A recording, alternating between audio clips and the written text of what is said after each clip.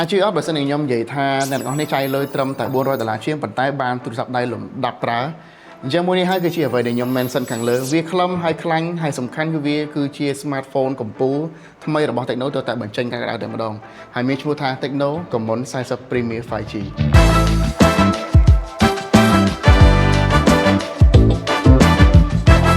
ចាយលុយច្រើនក៏មិនប្រកាសថាយើងបានទូរស័ព្ទដៃមួយដែលវាល្អគ្រប់ជ្រុងដែលយើងចង់បាននោះដែរក៏ប៉ុន្តែមិនជាបញ្ហាទេ Tecno គេអត់ឲ្យយើងបារម្ភទេព្រោះតែ Camon 40 Premier 5G model ថ្មីនេះគឺយើងបានទាំងតម្លៃល្អនិង spec កំពូលព្រមគ្នាតែម្ដងCamon 40 Premier 5G មានបំពាក់អេក្រង់គុណភាពខ្ពស់តម្លៃថ្លៃបំពាក់ប្រព័ន្ធកាមេរ៉ា iChip របស់ Sony ទទួលបានកម្លាំងថ្មធំមានរូបរាងប្រណិតនិងទទួលបានបន្ទះ chip លំដាប់ Premium 5G ដែលទាំងអស់នេះវាស្ថិតនៅក្នុងស្លាកតម្លៃត្រឹមតែ$449តែប៉ុណ្ណោះបន្ទះខួរក្បាលថ្មីនេះទទួលបានពីក្រុមហ៊ុន MediaTek មានឈ្មោះថា Dimensity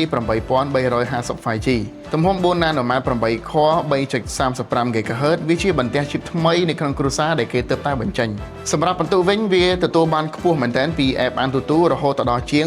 1,30,000 ឯណោះជាមួយនឹង GPU performance ជាង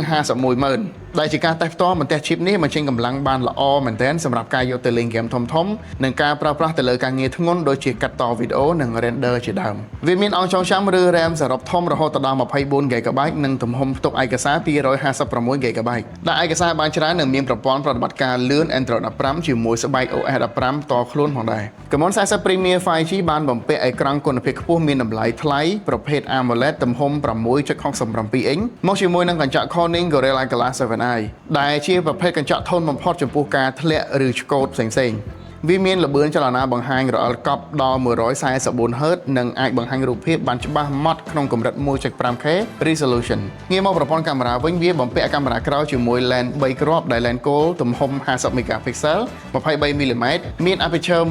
1.56 បំពាក់ប្រព័ន្ធទប់លំនឹង optical image stabilization ជំនួយ lens ទី2ជា lens telescope zoom 3 គុណទំហំ 50 megapixel 70mm និង lens ទូលាយ wide angle 50 megapixel ទំហំ 14mm មាន aperture 2.0 ចំណែកឯកាមេរ៉ាមុខវិញវាបំពាក់ lens 20mm ទំហំ 50 megapixel មាន aperture 2.5 Camon 40 Premier 5G មួយនេះគឺវាផលិតបានរូបភាពបាននៅក្នុងកម្រិតខ្ពស់មែនទែនរហូតដល់ HDR ហើយការផលិតរូបភាពមួយនេះអរគុណទៅដល់ sensor ថ្មីដែលបំពាក់នៅក្នុងខ្លួនវាតែម្ដងគឺ sensor LYT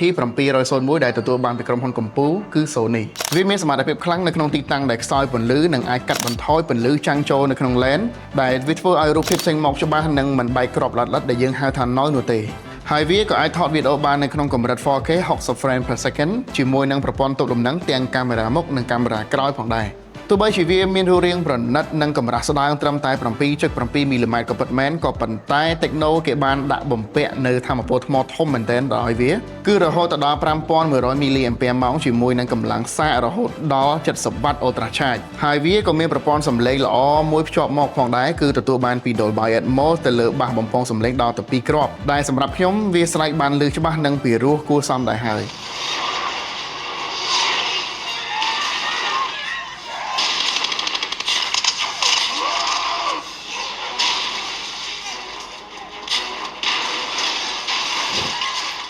អញ្ចឹងទូរស័ព្ទដៃ model ថ្មីមួយនេះធ្វើបានល្អច្រើនចំណុចមែនទែនវាថែមទាំងមាននៅបន្ទះ chip 5G លំដាប់ premium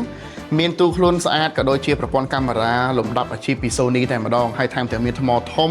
មានបំពាក់នៅអេក្រង់លំដាប់ថ្លៃ AMOLED 144Hz ថែមទៀតអញ្ចឹងទាំងអស់គ្នាគិតមិនដែរចំពោះ model ថ្មីមួយនេះអាចត្រកcommentខាងក្រោមបានហើយពីខ្ញុំហើយជុនជួបគ្នានៅវីដេអូក្រោយ